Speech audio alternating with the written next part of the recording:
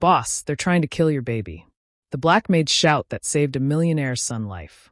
The nursery looked perfect on the outside, walls painted lavender, soft curtains swaying with the breeze, a white crib tucked neatly under a golden mobile. But Aisha knew better.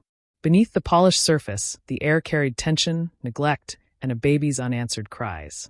The little boy in her arms whimpered again, his face flushed, his lips trembling as his cry cracked into something sharper, more painful. His tiny body arched, fists clenched in discomfort. Aisha adjusted him gently against her shoulder, whispering, "Shh, baby. I know you're hurting." Her eyes landed on the bottle sitting on the dresser. The formula inside was still lukewarm. She had tested it. Too cold for a child this young, cold enough to knot his stomach. Just hours before she had caught another mistake. Milk heated so hot it could have burned his mouth. Every day it was something. Too hot, too cold, mixed wrong, or left too long. And every time, Aisha's warnings were brushed off as if her concern were nothing but noise. The door swung open, and the lady of the house swept in, wearing a flowing green dress. She didn't even glance at the bottle or the baby's tear-streaked face. Instead, she sighed with irritation, like the cries were nothing but an inconvenience.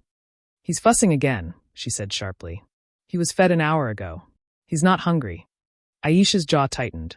"Madam, with respect, he is. Look at him. He's crying from pain. You can't just leave him like this." The woman's lips curved into a smirk. "Don't tell me how to care for my own child. I know what he needs better than you ever will." "But you didn't even check the bottle," Aisha replied, her voice trembling, though she tried to steady it. "It was too cold, his stomach can't handle it. Yesterday it was too hot. His tongue was red. Madam, he's suffering." The baby's cry rose again, piercing the air, and Aisha bounced him gently, kissing his forehead. She had worked in many homes before, but she had never seen parents so careless. It wasn't just inexperience. It was indifference. The woman stepped closer, raising her hand slightly, not quite to strike, but enough to intimidate. "You're overstepping, Aisha. He's fine. Babies cry. It's what they do. Stop making a scene." Aisha's chest tightened. She had bitten her tongue too many times, watched too many small mistakes pile up. But this baby wasn't strong enough to survive constant neglect.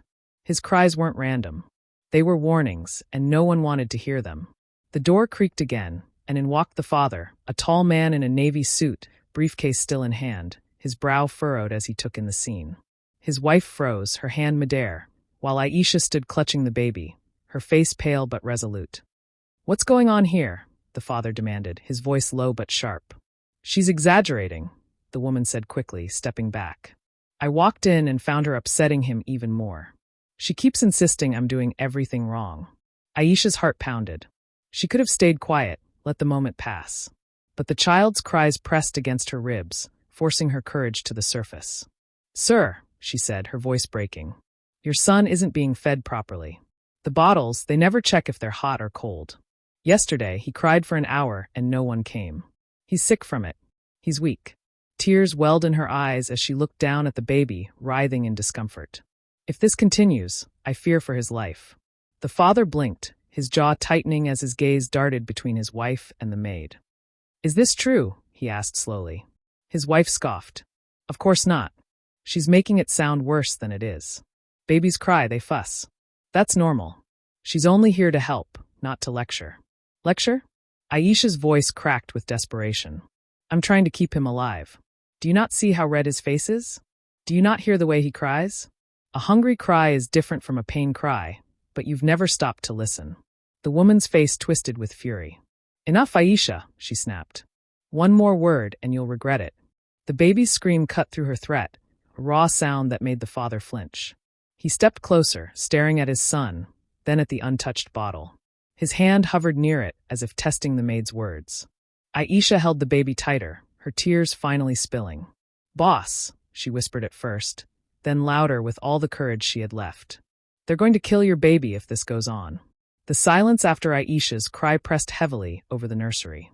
The father's chest rose and fell as he looked from his son's strained face to the bottle sitting on the dresser. He picked it up, twisted off the cap, and touched the liquid to his wrist, his brow furrowed. Too cold. Much too cold. His jaw clenched as he turned to his wife. "You gave him this." The woman straightened, folding her arms across her chest as if bracing herself. "So what if I did? It's milk. He'll survive. Stop acting like she hasn't been filling your head with nonsense. The baby let out another cry, sharper, making the father's hands tremble. He had been absent too often, lost in business meetings, distracted by contracts. But now, with his son wailing in front of him, he could no longer ignore what was happening. Aisha stepped forward, her voice shaking but firm. Sir, this isn't the first time. He's been fed milk that's too hot, too cold. He's been left crying for hours. His fevers are ignored. I've tried to warn her, but she never listens. And now he's weaker every day. She looked at the baby's small fists, then back to the father. If I don't speak one day, he won't cry at all, and then it'll be too late. The father's gaze hardened. He turned fully to his wife, his voice low, dangerous. You let this happen? You couldn't take a moment to test the bottle to check if he was all right. Her face flushed red. Don't you dare blame me. I'm not the one exaggerating everything like this Maid. She makes me look like a monster. But Aisha didn't let her words silence her. It's not exaggeration, it's neglect, she said, tears spilling down her cheeks. This baby doesn't need a perfect nursery or expensive toys. He needs care. He needs someone to pay attention, to notice when his formula is too cold, to hold him when he cries instead of leaving him to scream until he can't breathe. The father's shoulders slumped, shame seeping into his expression as he looked at the tiny boy in Aisha's arms. His son's cries quieted slightly, comforted by the maid's heartbeat, as though even the baby knew who had truly been protecting him. For the first time, the father reached out, his large hand cupping his son's fragile back. His voice broke. I didn't know, he whispered. I should have been here. I should have seen it. You were busy, his wife said coldly. You left it all on me. What did you expect? No, he snapped, his voice still again. I expected you to love him. I expected you to treat his life like it mattered. He took a long breath and turned to Aisha. Thank you for saving him. Thank you for speaking when no one else would. The maid lowered her head, clutching the baby closer. I couldn't stay quiet anymore, sir. His life was in danger. The father nodded grimly, then looked at his wife. Pack your things. Leave today. Her mouth dropped open. You can't be serious. But he was, his eyes burned with fury and disappointment. I'd rather raise my son alone than watch him suffer under your care. The woman's protest dissolved into silence as she stormed past him, her heels clicking against the polished floor. The room grew quiet again, save for the baby's soft, tired whimpers. The father placed a hand on Aisha's shoulder. Stay, he said simply. Not as a maid, but as the one person I can trust to keep him safe. Aisha's tears finally fell freely, her chest heavy with relief. She kissed the baby's forehead, whispering, You're safe now, little one. You're safe. The father stood beside her, his son cradled between them, and for the first time in a long while, the nursery felt like a place of protection, not of neglect. The baby's cries slowly subsided into soft breaths, his small body relaxing in Aisha's arms. And in that fragile peace, a vow was silently made. Never again would his cries go unanswered. If you enjoyed this story, don't forget to give it a thumbs up and hit that subscribe button for more emotional, dramatic, and unexpected tales. And let us know in the comments where in the world are you watching from. We love hearing from all of you. Until next time, stay kind, stay curious, and keep watching.